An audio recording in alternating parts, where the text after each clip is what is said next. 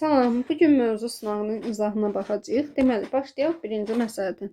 Birinci məsələdə nə deyir? Yer dəyişməsi 4t çıxılsın t kvadratı olan cismin t bərabərdir 3 saniyə ərzində yola görə orta sürətini hesablayın.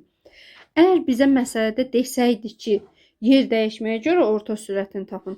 Bu zaman burada s-in qiymətini, bu t-nin qiymətini gətirib s-də bu tənlikdə yəni nəzərə alardıq və s-in qiymətini tapardıq. Və biz yer dəyişmənin qiymətini tapardıq. Amma bizdən yolu soruşur. Bərabər yavaşlayan hərəkətdə yolu soruşanda diqqətli olmaq lazımdır. Əgər eyni zamanda burada tutaq ki 4 üstəgəl 4t kvadratı olsaydı, üstəgəl t kvadratı, yenə yerinə yazıb həm yola görə, həm yer dəyişməyə görə tapa bilərdik orta sürəti. Amma məsələdə yavaşlayan hərəkətdir. İndi belə məsələlərdə necə eləyəcəyik? Birinci, s bərabərdir 4t çıxılsın t kvadratı deyil. Burada v'nin tənliyini ala bilərik. V nəyə bərabər idi? S-in törəməsini. 4t çıxılsın t kvadratının törəməsini alacağıq. Bu da bizə verəcək 4 çıxılsın 2t. İndi baxaq görək cisim nə zaman dayanıb? 4 çıxılsın 2t bərabərdir 0. Cisim nə zaman dayanır? Sürəti 0-a bərabər olanda. Mənfi 2t bərabərdir mənfi 4. T də bərabərdir 2 saniyə. Deməli, cisim 2 saniyə ərzində x oxu istiqamətində gedib, sonra hərəkət istiqamətini dəyişib, x oxunun əksinə gedib. Necə? Bunu indi VT qrafikinə qurub daha aydın baxa bilərik. VT qrafikinə keçək. Deməli, cisim başlanğıc sürəti 4 olub. V0 bərabərdir 4 olub. Sonra cisim 2 saniyə anında dayanıb, yəni sürəti 0 olub. Hərəkətdə bərabər yavaşlayan hərəkətdə. Burada 2 saniyədir. İndi baxaq görək. 3-cü saniyədə cismin sürəti nəyə bərabər olub? Y bərabərdir 4 çıx 2t deyildi. Burada 4 çıx 2 vurulsun. T-nin yerinə 3 yazırıq. Deyir mənfi 2. Deməli, zaman 3 saniyə olanda sürət olub mənfi 2. Yəni, VT qrafikimiz qurduq, belə olur. İndi VT qrafikində bu fiqurların, grafikin altında qalan fiqurların sahəsi bilirik ki, bizə yer dəyişməni verir. Buradan S1-i və S2-ni tapaq. Sonra yola keçəcəyik. Deməli, birinci S1 baxın bu fiqurdur, düzdür? S1. S1 nəyə bərabərdir? 4 vur 2 böl 2. O da eləyir 4. S2 nəyə bərabərdir? Baxın, bura bu katet vurulsun, bu katet. Böl 2. Bu katette 1 eləyir də, 3 çıx 2 qalır 1. 1 vur. Bu katette 2-dir də qiyməti. İşarəsində nəzərə alırıq. Mənfi 2 böl 2. Deyir, mənfi 1. Düzdür? Yolu tapanda neynirdik? L bərabərdir modulda S1 plus modulda S2. Deyir, 4 üstəgəl 1 bərabərdir 5. Ümumi zaman nədir bəs? Ümumi zaman 3 saniyədir. Yola görə orta sürəti necə tapırdıq? V orta yola görə bərabərdir. L bölünsün T ümumi. T ümumi. L ümumi bölünsün T ümumi. Deyir 5 bölünsün 3. Cavabımız D variantı. İndi baxırıq burada ikinci məsələ. İkinci məsələdə nə deyir? Deyir ki, cisim tərpənməz K ətalət hesablama sisteminə nəzərən sürətinin proyeksiyası V bərabərdir, VK bərabərdir 8 metr bölünsün saniyə. Hərəkət edən K-ştirix ətalət hesablama sisteminə nəzərən sürətin proyeksiyası isə VK-ştirix bərabərdir 10 metr bölünsün saniyədir. K-ştirix sistemi K-ya nəzərən hansı istiqamətdə və nə qədər sürətlə hərəkət edir? Deməli, bu məsələni həll etmək üçün belə sadə desək, tərpənməz ətalət sistemini yer götürə bilərik də, düzdür? Tərpənməz hesablama sistemini yer götürək. Baxın, yer. İndi yerə nəzərən, evet, K-nı biz yer götürdük. Sürətin proyeksiyası VK, hərəkət edən, evet, cisim götürək bunun üzərində. Bir araba olsun məsələn. Olsun bir araba, düzdür? İndi bu cisim K ətalət hesablama sisteminə nəzərən sürətin proyeksiyası Aha, hərəkət edən qarşıdırıq ətaət hesablama sisteminə nəzərin deyir. Deməli, hərəkət edən ətaət hesablama sistemi də olsun bu qarşıdırıq. Belə götürək də. Bu qarşıdırıq hərəkət edən ətaət hesablama sistemi olsun. Düzdür? Bunun üzərində də bir cisim götürək. Tutaq ki, adam olsun da. Belə deyim. Adam hərəkətsiz dayanıb belə fikirləşək. Tərpənən ətaət hesablama sistemi də qarşıdırıq götürdük. Yerdə K götürdük. Tərpənməz ətaət hesablama sistemi. İlk öncə belə deyim. Bu məsələni sürətlərin toplanma qaydasına əsasən həll edirik. Necə? İndi onu izah edeyim. Evet ki, baxın, cisim, yəni adam nəyin üzərindədir? Qarşıdırığın üzərində. Biz adamın qarşıdırığa nəzərən sürətini və cisim qarşıdırıq kimi yazaq. Yəni, adam nəyin üzərindədirsə, ona nəzərən sürətini hesablayırıq. Qarşıdırıq nəyin üzərindədir? Qarşıdırıq yerin üzərindədir. Yazırıq V qarşıdırıq K. Yəni, adamın yerə nəzərən sürətini necə tapacaq? Məsələn, V cismin yerə nəzərən. Cisim dedik, adam. Cisim deməyim də adam. Adam qarşıdırığın üzərindədir. Qarşıdırıq da yerin üzərindədir. Düzdür? İndi adamın yerə nəzərən sürətini tapanda, bu adamın yerə nəzərən sürətini tapanda, adamın yerə nəzərən sürəti bərabərdir. Adamın qarşıdırığa nəzərən sürəti. Bir də qarşıdırığın yerə nəzərən sürətini cəmləyəcəyik. Hansı cisim nəyin üzərindədirsə, ona nəzərən elə bir qiymətini tapacağıq da, onu nəzərən yazacağıq. Yəni, V cismin qarşıdırığa nəzərən sürəti son anda V cismin qarşıdırığa nəzərən sürətini tapanda adam nəyin üzərindədir? Yəni adama elə bir cisim yazdım da, C yazdım. Adam qarşıdırığın üzərindədir. Yox, K-ya nəzərən biz tapırıq yerə nəzərən cismi sürəti, düzdür? İndi bu cismin yerə nəzərən sürətini tapanda adam nəyin üzərindədirsə, adam arabanın üzərindədir. Arabaya da qarşıdırıq demişik. Və cismin qarşıdırığa nəzərən sürəti üstünə gələcəyik qarşıdırığın yerə nəzərən sürətini və qarşıdırığın K-ya nəzərən sürəti. Evet ki, bir daha deyirəm, baxın, adam qarşıdırığın üzərindədir, düzdür? Baxın, bu adam qarşıdırığın üzərindədir. Qarşıdırıq bəs nəyin üzərindədir? Yerin üzərində, düzdür? K tərpənməz ətaət hesablama sisteminin üzərindədir. İndi biz bu adamın yerə nəzərən sürətini, yəni K-ya nəzərən sürətini tapanda, adamın üzərində olduğu bu qarşıdırığa nəzərən sürətinin üstünə gələcəyik, qarşıdırığın yerə nəzərən sürətini. Aha, indi bizə deyir ki, cismi də adam götürdük də, elə bil. Cisim də götürə bilərdik, məsələn, top falan, amma indi rahat olsun deyə adam götürdük. Deməli, cismin K ətaət hesablama sisteminə nəzərən sürətini və cismin K-ya nəzərən sürətini verib 8. Yəni, yerə nəzərən sürətini. Hərəkət edən qarşıdırıq ətaət hesablama sisteminə nəzərən sürətin proyeksiyası isə, yəni V cismin qarşıdırığa nəzərən sürətin proyeksiyası isə 10 verib. 10 metr bölünsün saniyə. Bu da metr bölünsün saniyə. İndi deyək ki, qarşıdırıq K-ya nəzərən hansı istiqamətdə hərəkət edir? Yəni, V qarşıdırığın K-ya nəzərən sürətini. İndi verilənləri gətirib tənlikdə yerinə qoyuruq.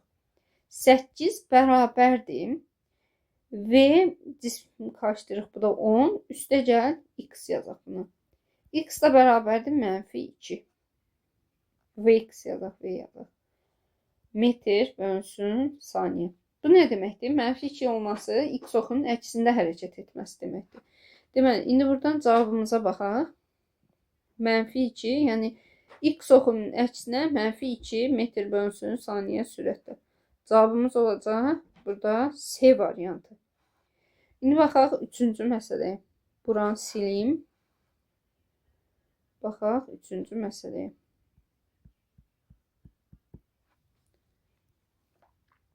Baxırıq indi 3-cü məsələyə. Bərabər yavaşlayan hərəkət edən avtomobil sürətini 150 metr yolda 60 metr bölünsün saniyədən 40 metr bölünsün saniyəyə qədər azaldır. Avtomobil dayanana qədər cəmi neçə metr yol gedər? Deməli, VT qrafikini qursaq bu məsələni daha rahat həll edə bilərik. VT qrafiki. Deyir ki, bərabər yavaşlayan hərəkət edən avtomobildir. Sürəti birinci olub 60. Sürətini azaldıb 40-a kimi. 40 olub sonunda sürəti. Saniyəni də bilmirik neçə saniyə ərzində. Deməli, belə bir şey çəkək burada. Düzdür, sürətini azaldıb. Burada T1 olsun, düzdür. İndi bizə deyir ki, bu 150 metr yolda eləyib də bu, yəni 60 metrdən 40 metrə, metr bölünsün saniyəyə qədər sürətini azaldıb. Deməli, bunun getdiyi yol 150 metrdir. Bu yol da nəyə bərabərdir? Bu fiqurun sahəsinə. Biz buradan fiqurun sahəsini tapıb T1-in qiymətini tapa bilərik. Necə? Bu trapesiyadır da fiqur, düzdür. S trapesiya bərabərdir 150 metrdən. 150 də bərabərdir. Bu oturacaq 40, bura 60, düzdür. İndi buradan yazıram 60 üstəyə 40 böl 2 vur. Hündürlük də T1. Hündürlük də elə bil bura bərabərdir T1. Aha, indi yerinə qoyaq hamısını yazaq. 60 üstəgəl 40 100 edir də. 100 T1 bərabərdir 300. T1 də bərabərdir 3 saniyə tapmış olduq. İndi burada 3 saniyə fikirləşək. İndi cisim tam dayananda bizdən soruşur, dayanana qədər neçə metr yol gedər? Cisim nə zaman dayanır? Sürəti sıfıra bərabər olanda, düzdür? Belə fikirləşək. Bu nöqtədə sürət sıfıra bərabərdir. Burada T zamanı deyək, düzdür? İndi biz burada A-nın qiymətini də tapa bilərik də, düzdür? A nəyə bərabərdir? V çıx V0 bölünsün T-yə. V bu hissə üçün baxırıq. İndi bu hissəyə uyğun nöqtələri, qiymətləri yerinə yazırıq. Son sürət V 40 olub, başlanğıc sürət də 60 olub, düzdür? Yazacağıq 40 çıx 60 bölünsün 3. Bu da eləyir mənfi 20 bölünsün 3, düzdür? İndi biz demişdik ki, cismin dayanana qədər getdiyi yolu necə taparırdıq? S bərabərdir AT kvadratı bölünsün 2 düsturu ilə V0 kvadratı V0 böl 2 vur T düsturu ilə belə tapa bilirik də, düzdür? İndi biz buradan A-nı tapdıq. İndi biz buradan necə eləyəcəyik? Son sürəti 0 olduğunu bilirik. Bizə bu lazımdır, bu zamanı tapmaq. Deməli, A bərabərdir V çıx V0 böl T deyil. A-nın qiymətini tapdıq, mənfi 20 böl 3, düzdür? İndi V son sürət 0'dır. 0 çıx V0 60.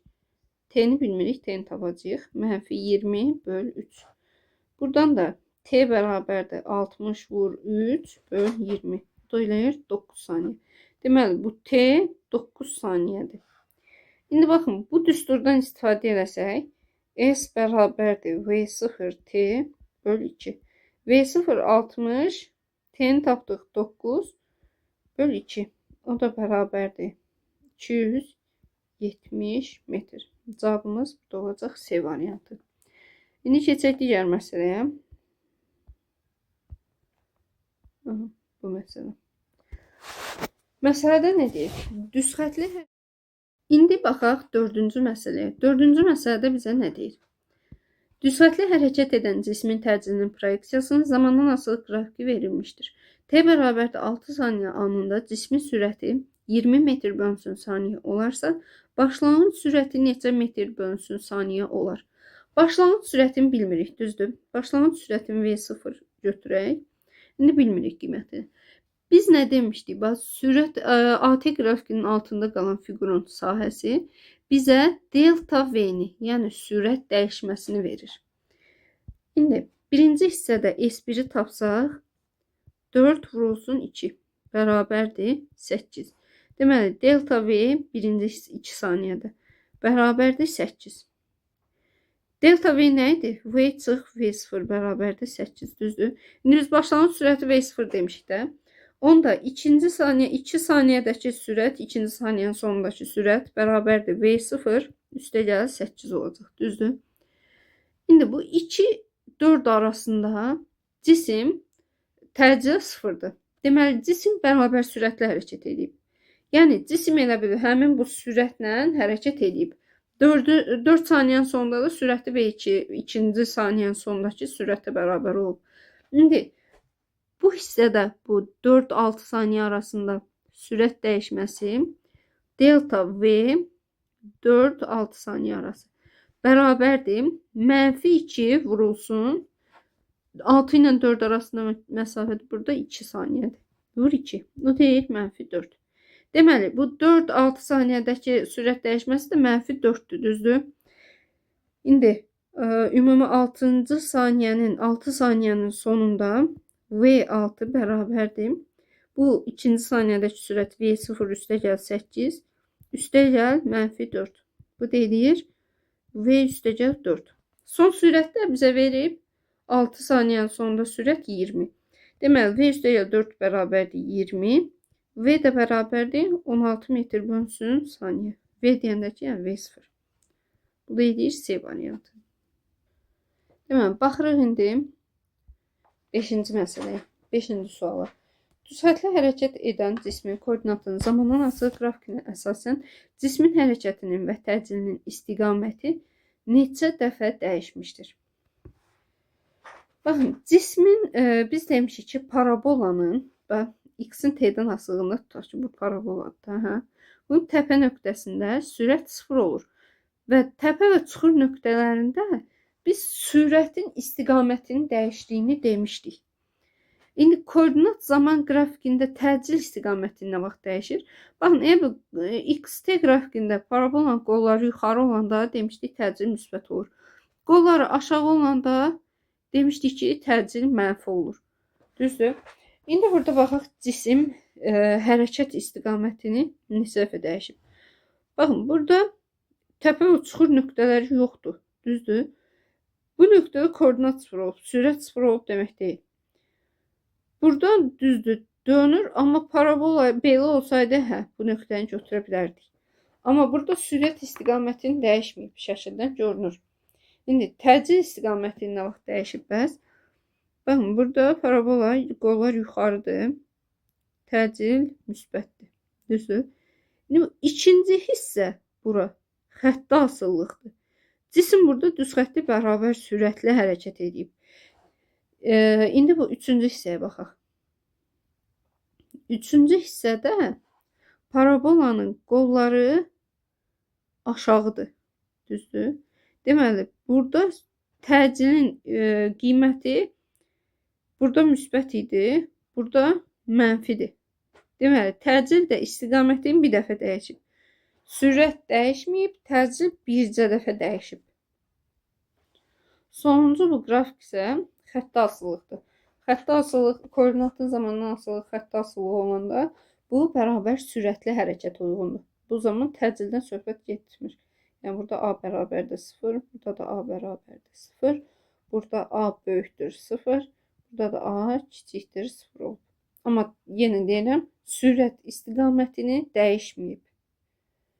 İndi deyə bilərsiniz ki, burada dönüb də burada dəyişə bilər də sürət istiqamətini. Xeyr, ya belə dönüb, buradan belə dönsəydi, dəyişərdi. Və buradan belə deyim də, belə dönüb, buradan belə dönsəydi, bu nöqtədə dəyişərdi məsələn sürət istiqaməti. Amma bu məsələdə sürət istiqamətini dəyişməyib, təcillə tapdıq ki, bir dəfə istiqamətini dəyişib. İndi baxaq 6-cı məsələyə. 6-cı məsələdə nə deyir? Düzxətli hərəkət edən iki maddi nöqtənin sürətlərinin proyeksiyasını zamanla asılı qrafik verilmişdir. Müşahidə alınan 16 saniyə sonra onlar arasındakı məsafəni hesablayın. Baxın, bu cisimlər arasındakı məsafə 16 saniyə sonunda. Baxın, bu fiqurun sahəsinə bərabərdir. Bu fiqurun sahəsi də, bir dəqiqə buranı silim, daha aydın yazım. O fiqurun sahəsi də, o fiqurda 3 bucaqdır. S fiqur bərabərdir. Katetlərindən biri bura 16, burada 60, düzdür? 60. vur 16 bölü 2. Bu da necə? 60 vur 8. O da edir 480 metr. İndi bunu niye bu sahəyə bərabər olduğunu ispat edək. Belə deyim. Birinci cismin getdiyi yol 16 saniyə ərzində nəyə bərabərdir? Dedik, VT qrafikinin altında qalan fiqurun sahəsi bizə verir getdiyi yolu, yer dəyişməsini, düzdür? Yer dəyişməsini. Aha, bu cismin, birinci cismin 16 saniyədə yer dəyişməsi nədir? Baxın, bu fiqurun sahəsi, düzdür? O da nəyə bərabərdir? S düz bucaqlı. Bərabərdir. S1 yazım da. 60 vur 16. O da eləyəcək 8, 960 metr. Düzdür? 960 metr. İndi ikincinin getdiyi yol tapaq. İkinci nə qədər yol gedib? Bu üç bucağının sahəsi qədər. S2-də bərabərdir. 60 vur 16 bölü 2. Deyir 480 metr. Düzdür? İndi bu iki cisim hər ikisi də x oxu istiqamətində hərəkət edir. Düzdür? Burada verib ki, başlanğıc koordinatları, cisimlərin başlanğıc koordinatları indi. İkisi də elə bu nöqtədən, x0 nöqtəsində hərəkətə başlayıb. Bu olsun birinci cisim. Bu olsun ikinci cisim. Birinci cismin sürəti çoxdur, düzdür? Birinci cisim elə bir gedir 60 ilə. İkinci də 60 ilə hərəkətə başlayıb, amma getdikcə sürətini azaldır. Sürətini azaldanda nə olur? Yəni fikirləşək ki, bu birinci maşındır, bu ikinci maşındır, düzdür? Bunlar hərəkət edirlər eyni nöqtədən, tutaq ki, yarış edirlər, belə fikirləşək də. İndi birinci cisim sürətlə gedir, 60 ilə gedir, bərabər sürətlə hərəkət edir, düzdür? Amma ikinci cisim getdikcə sürətini azaldır, 59, 58, 57 belə azaldır. Bu 16 saniyə ərzində, düzdür? Onda nə olacaq? Birinci cisim bu yarışda elə bil ikinci maşını ötəcək, qabağa keçəcək. Necə olacaq? Bu 16 saniyənin sonunda bu birinci cisimdir, gəldi bura, düzdür? İkinci cisim amma hələ buradadır, yavaş-yavaş gəlir. İkisi də x oxu istiqamətindədir axı. Bu elə bil birinci cisim getdi 960 metr. İkinci cisim hələ gedib 480 metr. Düzdür? Bizdən soruşur ki, bu müşahidə alınan 16 saniyə sonra onlar arasındakı məsafəni hesablayın. Buradan bu x0-dan bura kimi məsafə 960-dır. X0-dan bura kimi ikinci cismin dayandığı nöqtəyə kimi məsafə 480-dir. Bunlar arasındakı məsafə də, baxın, qırmızı rənglə işarələyim. Bura bərabərdir, düzdür? Bu da S yazaq. S də bərabərdir. 960 çıx 480. Verir 480. Gördünüzmü? İndi birinci məsələdəki eyni cavab, birinci yolla getdiyi eyni cavabı gəldi. Yəni bunun isbatı kimi fikirləşək də bunu. İndi keçək 7-ci məsələyə. 7-ci məsələdə bizə nə deyir?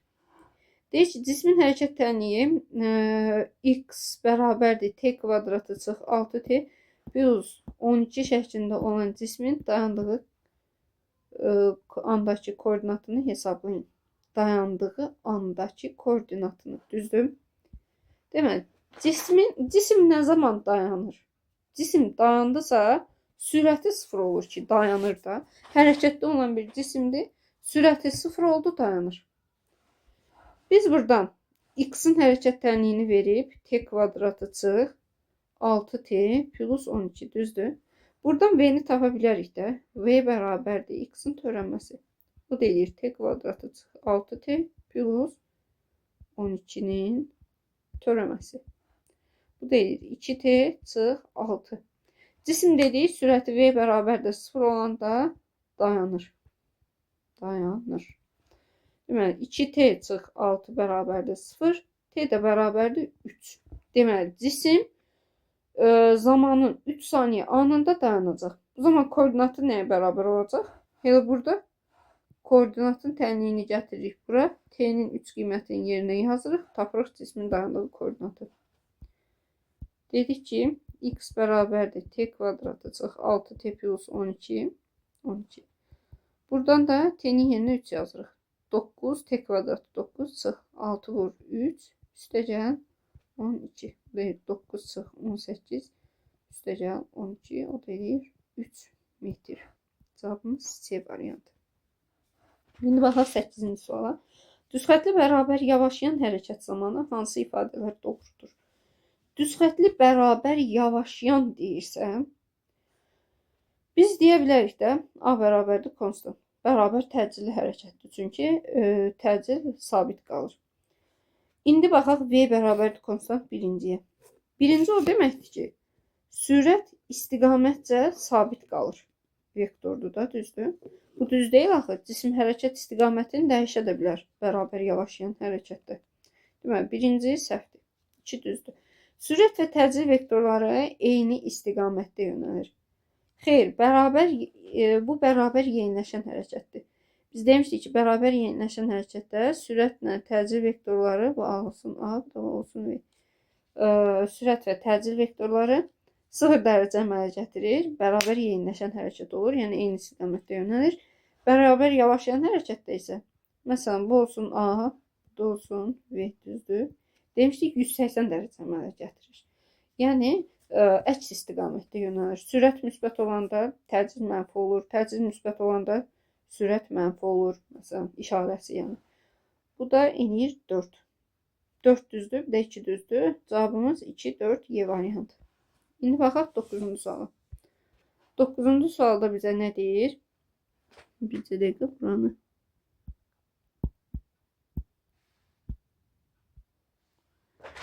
Aha. 9-cu sualda deyir ki, yer dəyişmənin S bərabərdir 4t plus 2t kvadratı tənliyi ilə ifadə olunan cismin təcilinin proyeksiyasının zamanla asılılıq qrafiki hansıdır? Təcil bizdə nə idi? Elə bil ki, S bərabərdir V0t plus AT kvadratı bölünsün 2 deyildi təcil. Təcil nədir? T kvadratının əmsalıdır da təcil, düzdür. T kvadratının əmsalı burada 2-dir, düzdür? 2. İndi elə bil ki, T kvadratının əmsalı, yəni S bərabərdir V0t plus AT kvadratı bölü 2 deyildi. T kvadratının əmsalı A deyil də, üzr istəyirəm, A bölü 2-dir. Deməli, burada T kvadratının əmsalı 2 deyil. Deməli, A bölü 2 bərabərdir 2 olub. Niyə belə yazır ki? Yəni ki, A bölü 2 bərabərdir 2 olub. Onda A nəyə bərabər olub? 4-ə. Cavabımız D variantı. A bəndi niyə olmaz? A dəyişən təcilli hərəkətdir.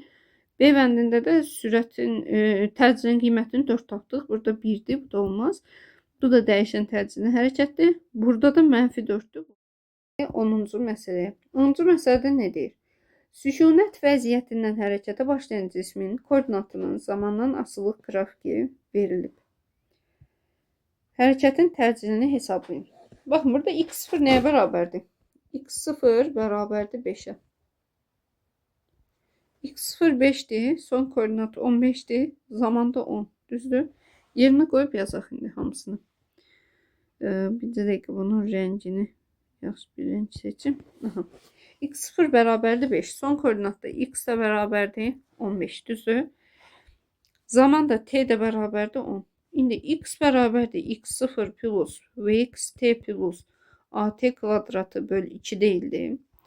V0x da, yəni bu. Bizə deyir sükunət vəziyyətinin. Deməli, bu 0-dır. X-in yerinə 15 yazaq. X0-in yerinə 5. Üstə gəl. A bölünsün 2 vurulsun. T kvadratı da 100. Düzdür. Bu da eləyəcək 50A üstə gəl 5 bərabərdir 15. 50A bərabərdir 10. A da bərabərdir 10 bölünsün 50. O da eləyəcək 5'te 1, 0,2 metr bölünsün saniye kvadratı. Deməli, cavabımız olacaq burada B variantı.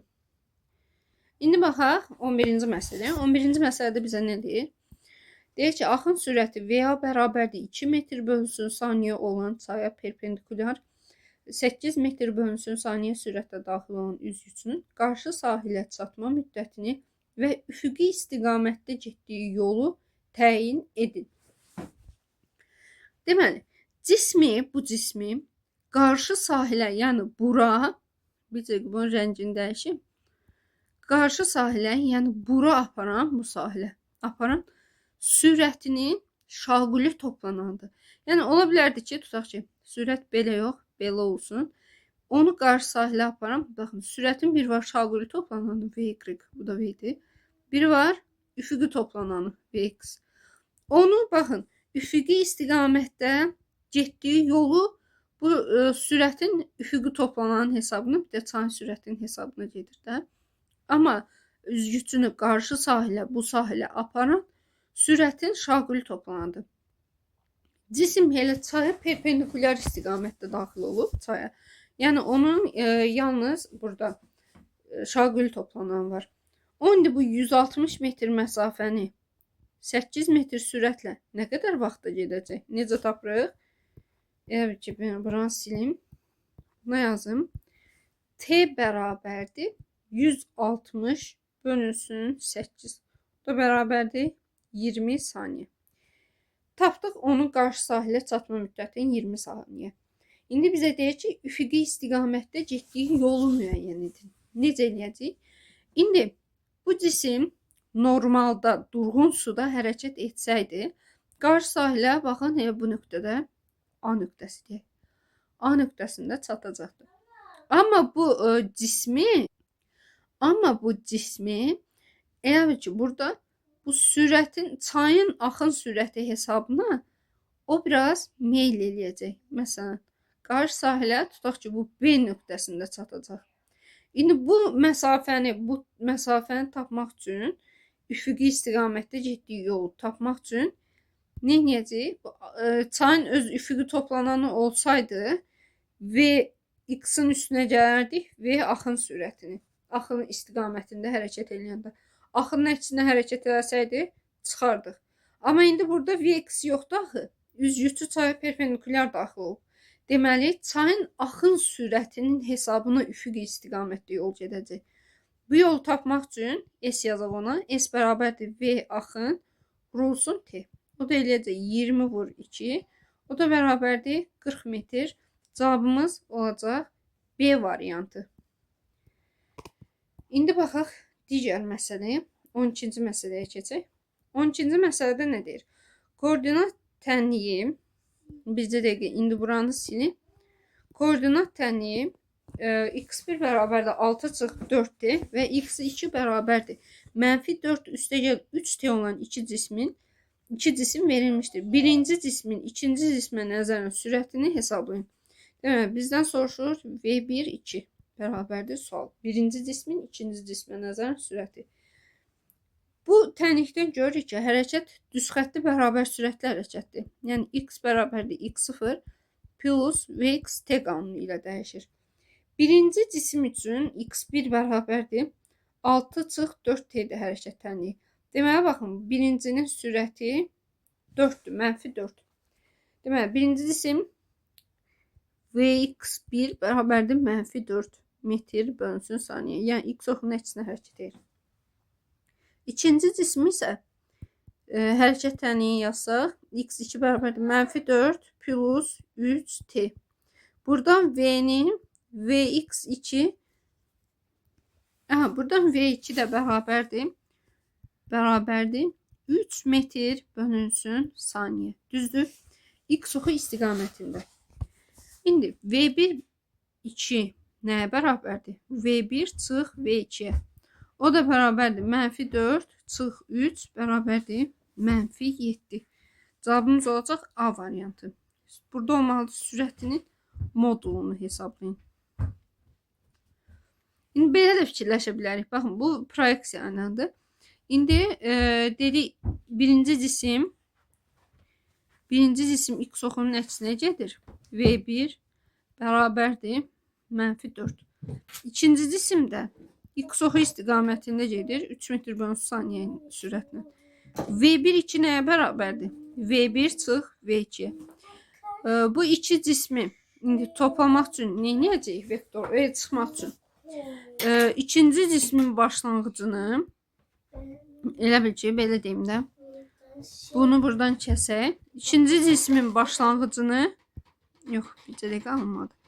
İkinci cismin başlanğıcını elə bil bunu birinci cismin sonuna, başlanğıcına gətiririk. Sonra azalan, çıxılandan, yəni V2-dən azalana V1-ə vektor çəkirik. Bu da eləyir V1-2 vektoru, o da bərabərdir V1 üstəgəl V2-yə. Bu da eləyir elə -7.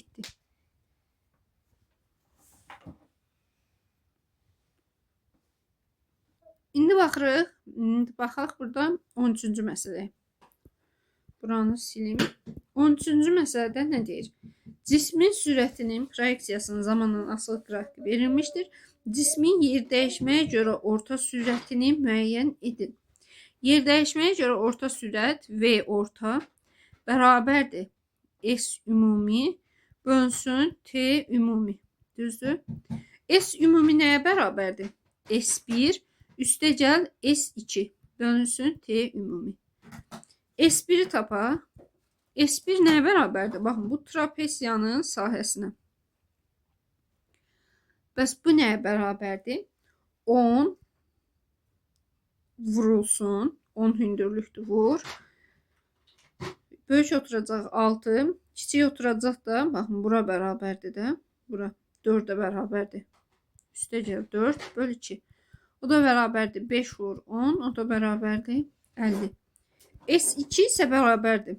S2 bu elə bil 6 saniyə ilə 10 saniyə arasındakı yer dəyişməsi S2 bərabərdir.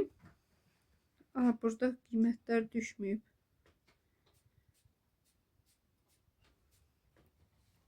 İndi burada elə bil ki, qrafikdə düşməyib. Burada -5 yazaq da. -5 olsun. -5 olsa, yəni belə olsun da qrafik. İndi S2-ni tapsaq, bu eləyəcək -5 vurulsun. Bu məsafə, bu məsafə nəyə bərabərdir? 10 çıx 6-ya, yəni vurulsun 4 bölünsün 2. O da bərabərdir -10'a. İndi buradan ümumi yer dəyişmə 50 çıxılsın 10 bölünsün 10 saniyə. O da bərabərdir 40 bölünsün 10'a. Bu da eləyir 4 metr bölünsün saniyə. Bu da eləyəcək C variantı. İndi keçək 14-cü məsələyə. 14-cü məsələdə nə deyir? Sürəti V bərabərdir V0 plus 2T şəklində verilmiş cismin bərabər yeniləşən hərəkətə başlayandan sonra 20 saniyə ərzində 600 metr yol getməsi üçün başlanğıc sürətin qiyməti nə qədər olmalıdır? İndi bunu necə yazacağıq? Deməli, sürət tənliyimiz V bərabərdir. Sürətin zaman asılığı V0 plus 2T şəklindədir. Bu cisim bərabər yeyinləşən hərəkətə başlaması üçün T bərabərdir 20 saniyə ərzində. S bərabərdir 600 metr yol getməlidir. Bizdən soruşur başlanğıc sürətin qiyməti nə qədər olmalıdır? İndi biz S-in düsturunu yazsaq V0T üstəgəl AT kvadratı bölünsün 2 şəklində yazsaq, verilənləri yerinə yazsaq, cavabımızı almış olacaq. Deməli, yer dəyişmə bizə deyir 600 metr yol getməlidir. 600 bərabərdir. V0 bizə məlum deyil. V0 T məlumdur. Vur 20 üstəgəl. A-nın qiyməti də 2-dir. 2 böl 2 olacaq 1. Vur T kvadratı da 20'nin kvadratı. Deməli, 600 bərabərdir. 20 V0 üstəgəl 400. 20 V0 bərabərdir 200. V0 bərabərdir 10. Cavabımız olacaq A variantı. İndi baxaq sonuncu məsələyə. Sonuncu məsələdə bizə nə deyir? Sürətin proyeksiyası zaman qrafiki verilmişdir. 1, 2, 3 nöqtələrində təcilin proyeksiyalarını müəyyən edin deyir bizə. İndi bu məsələni necə edirik? Baxın uşaqlar, burada T oxunu gətirib bura sürüşdürsək, həmçinin bura sürüşdürsək. Bu bucaqlar bizə məlumdur. məlum deyil. Yəni alfa, burada beta desək, şəklindən görünür ki, alfa böyükdür betadır. Düzdür? İndi bu necə bu VT qrafikində tangens alfa, yəni VT qrafikində qrafikin T oxu ilə əmələ gətirdiyi bucağın tangensi bizə verəcək təcilin qiymətini. Deməli, biz buradan şəkildən təcili tapa bilərik də, təcrübədə. A bərabərdir tangens alfa yazsaq, buradan A bərabərdir tangens alfa yazsaq, tangens alfa da bilirik ki, artan funksiyadır. Alfa böyüdükcə tangens alfa da qiyməti böyüyür. Burada da alfa böyükdür beta yazmışıqsa, deməli tangens alfa böyükdür tangens beta olacaq. Alfa böyükdür beta olacaq. Deməli, bu bir nöqtəsi bu birinci xəttin üstündədir. Deməli, A1 də böyük olacaq A2-dən. O da bərabərdə A3 olacaq. Niyə? Çünki A2 ilə A3 eyni xəttin üstündədir. İndi belə yazdıq, düzdür? Bu modullarıdır. Amma bizdən soruşur ki, proyeksiyalarını müəyyən edin. Bu hərəkətə diqqətlə fikir versə, hərəkət necə hərəkətdir? Bərabər yavaşlayan hərəkətdir. V də məlumdur ki, müsbət qiymət alır da. T-dən yuxarıda yerləşir, müsbət qiymət alır. İndi biz A-nın modullarını tapdıq ki, təbii ki, belə A1 böyükdür də modulca. Amma proyeksiyasını soruşursa, mənfini də nəzərə alırıq. İndi əgər A1 böyükdürsə və hərəkət bərabər yavaşlayanırsa, deməli A-nın işarəsi mənfidir. İndi məsələn, A1-in qiyməti olsun 7, belə deyək, özümüzdən qiymət verək. Bunlar da hərəsi olsun 5, düzdür? 7 bilirik ki, 5-dən böyükdür. Amma A mənfidir axı. Mənfi 7 5-dən böyük deyil axı. Mənfi 5-dən böyük deyil axı. Mənfi 5 böyükdür mənfi 7-dən. Deməli, cavabı əksinə götürəcəyik. Yəni, A2 bərabərdə A3 olacaq. O böyükdür A1-dən olacaq. Yəni, cavabımız B variantı.